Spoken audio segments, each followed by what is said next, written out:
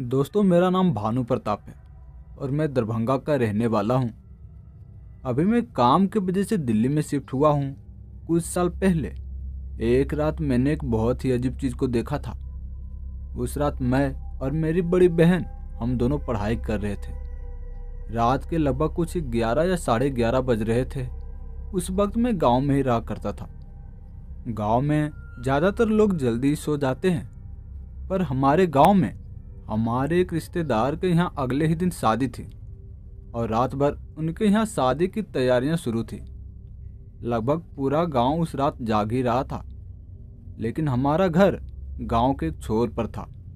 तो जहाँ शादी की तैयारियां चल रही थी वो घर गांव के दूसरे छोर पर था, लेकिन हमें घर में ही वहाँ की कुछ कुछ आवाज़ें सुनाई दे रही थी। हमारा घर गांव के थोड़ा बाहर एक रास्ते पर था। वो घर हमने अभी अभी नया नया ही बनवाया था। शादी की तैयारियां गांव में जोरों शोरों से चल रही थी। तो असल में हुआ ये था कि पापा उस रात शादी की तैयारी के लिए मेरे चाचा के घर गए हुए थे और उन दिनों मेरी दीदी और मेरे स्कूल के एग्ज़ाम चल रहे थे।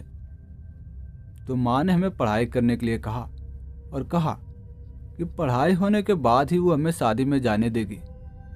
इसलिए हम दोनों भी देर रात तक उस दिन पढ़ाई कर रहे थे। हमारे घर में 3 कमरे थे।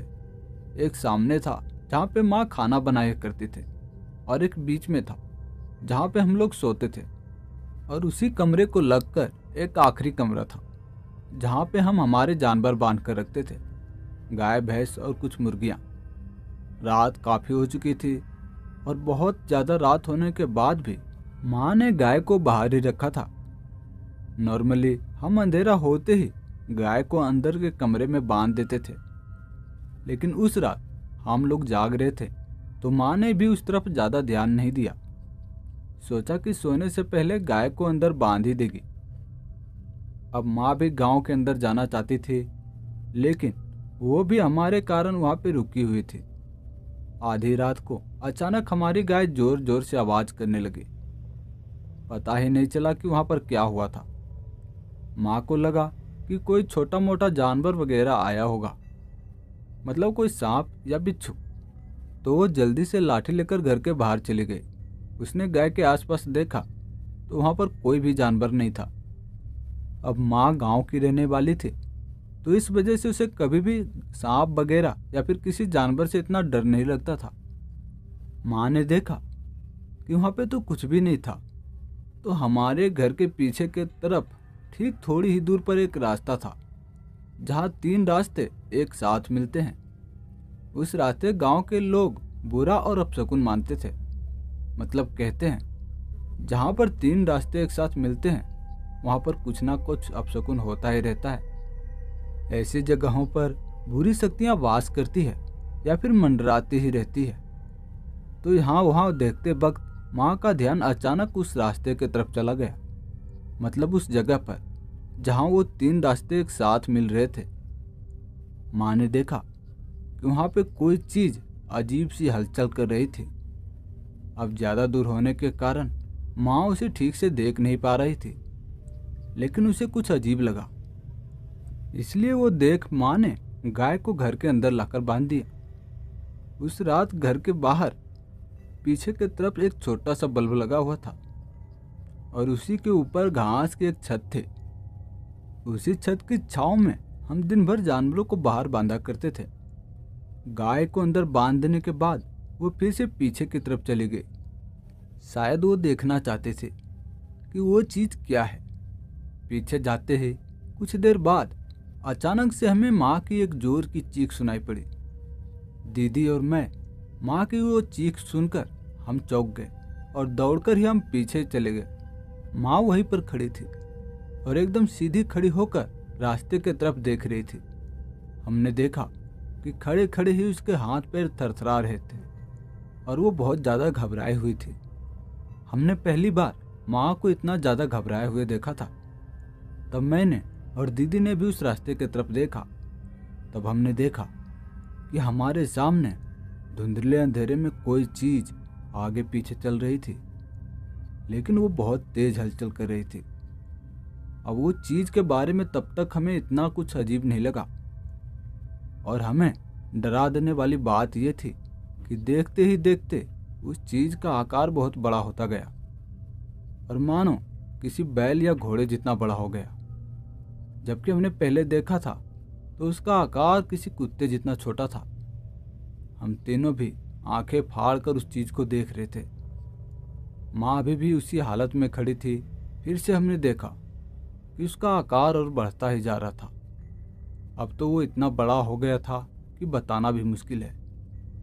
साधारण किसी 20 या 30 फुट पेड़ के जितना।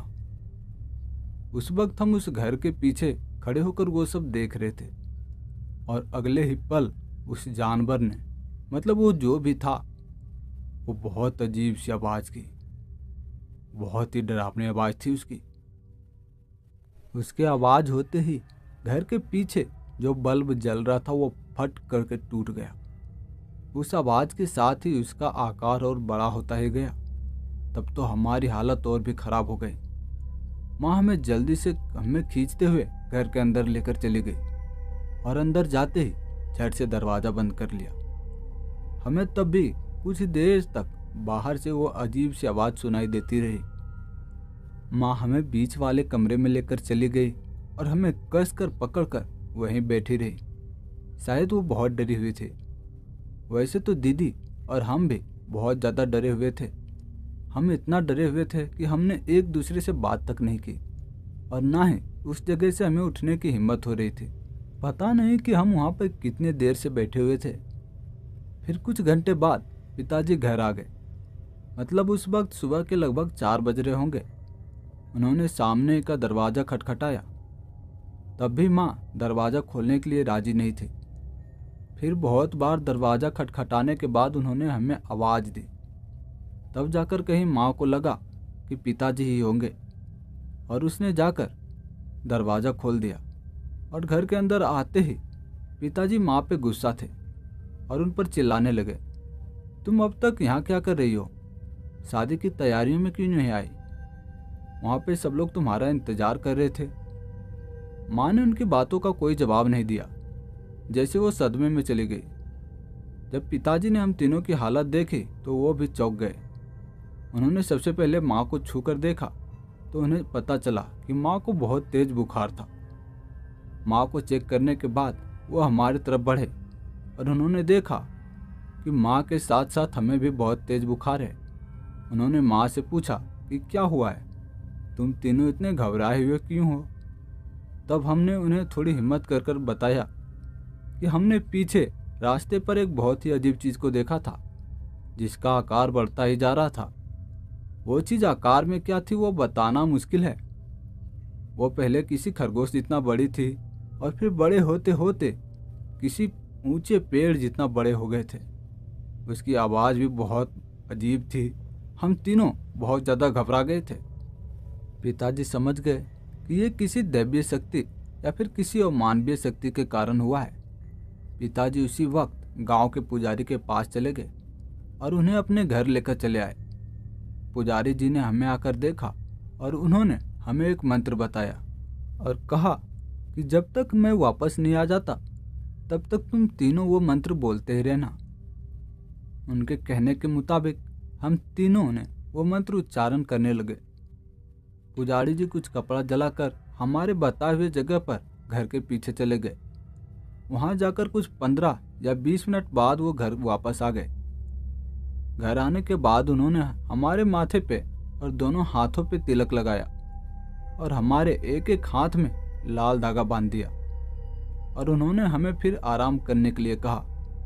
तब पुजारी जी ने हमें बताया कि जहाँ पर 3 रास्ते एक जगह पे एक साथ मिलते हैं, ऐसी जगह पर अक्सर आत्माएं भटक जाती है।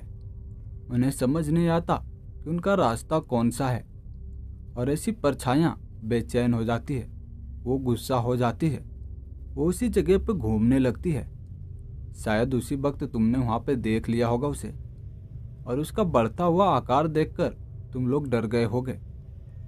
उन्होंने कहा कि अच्छा हुआ कि वो रास्ता हमारे घर की तरफ नहीं आ रहा था, वरना वह भटकती हुई आत्मा हमारे घर तक आ जाती और हम में से किसी को वो नुकसान पहुंचा सकती थी। तो दोस्तों, वो चीज़ क्या थी हमें पता नहीं, पर जैसा हमें पुजारी जी ने बताया था वो हमने मान लिया था। पर वो जो भी था वो बहुत भयानक लग रहा था। उसका आकार पल पल बढ़ता ही जा रहा था। तो आप लोग भी हमें कमेंट कर जरूर बताएं कि आपका इस चीज़ के बारे में क्या मानना है। और जैसा पुजारी जी ने कहा था, क्या वो बात सच है? मतलब जहाँ ऐसे तीन रास्ते एक साथ मिलते हैं वहाँ कुछ बुरा या कुछ अपशकुन होता है? और क्या आपके गांव के आसपास भी कोई ऐसी जगह है जिसके बारे में गांव के लोग कुछ अजीब और भुतहा बात करते हैं?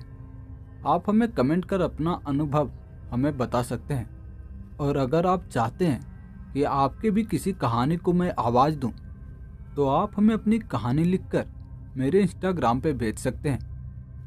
आपको मेरे इंस्टाग्राम का लिंक इस वीडियो के डिस्क्रिप्शन में मिल जाएगा। तो फिर चलिए दोस्तों, आज का ये स्टोरी यहीं तक था। आपको ये स्टोरी कैसी लगी आप हमें कमेंट में ज़रूर बताएं। और हाँ, जाने से पहले आपने अभी तक इस चैनल को सब्सक्राइब नहीं किया है तो तुरंत कर लें और बेल के आइकन को भी दबा दें ताकि हमारे लेटेस्ट वीडियो की नोटिफिकेशन आपको तुरंत मिल जाए।